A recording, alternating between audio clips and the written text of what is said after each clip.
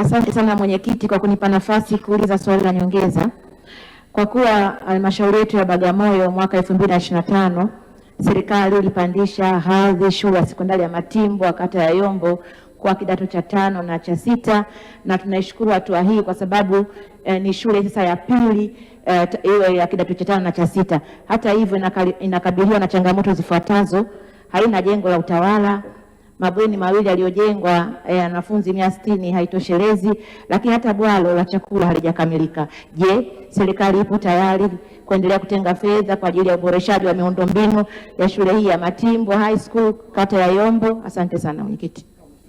Majibu Mheshimiwa Naibu Waziri. Asante sana Mheshimiwa Mwenyekiti. Mheshimiwa Mwenyekiti, ni kweli kwamba Mheshimiwa Subira Mgalu mbunge wa jimbo la Bagamoyo alikwisha leta hoja hizo za shule hiyo ya kidato cha 5 na 6 ambayo tayari imepandishwa hadhi na inatoa huduma hiyo, lakini ni kweli kwamba ina upungufu wa baadhi ya miundombinu ikiwepo jengo la utawala, mabweni ambayo hayajakamilika, lakini pia na bwalo la chakula kwa ajili ya wanafunzi wetu. Naomba niwahakikishie Mheshimiwa Subira Mgalu kwamba tayari serikali tumeweka kwenye mpango wa kukamilisha umaliziaji wa miundombinu katika shule za kidato cha 5 na 6 ambazo tayari ujenzi umeanza na majengo hayajakamilika, na tutahakikisha katika mpango huo tunaweka kipaumbele cha hali ya juu katika shule hiyo katika jimbo la Bagamoyo.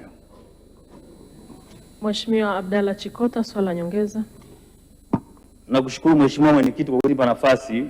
Kwa kuwa shule ya sekondari Mtiniko ina miundombinu ya kuwezesha kufungua kidato cha 5 kwa sababu madarasa na hostel zimekamilika, je, ni lini serikali itapandisha hadhi shule hii na kutoa kibali cha kuanza kidato cha 5 na cha 6?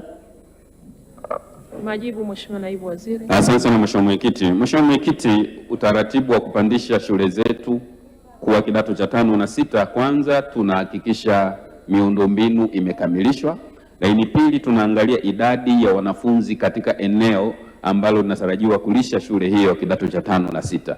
Nimpongeze sana Mheshimiwa mbunge wa Nanyamba, Mheshimiwa Chikota, lakini pia na halmashauri ya mji wa Nanyamba kwa hatua hiyo nzuri, na nitumie nafasi hii nimwelekeze mkurugenzi wa halmashauri ya Nanyamba kuwasilisha maombi rasmi ya kibali cha kupata shule hiyo kupata hadhi ya kuanza kidato cha 5 na 6, na sisi ofisi ya Waziri Mkuu TAMISEMI tutafanya tathmini, na ikiwa takidhi vigezo haraka iwezekanavyo tutahakikisha tunaanzisha darasa la kidato cha 5 na 6 katika shule hiyo.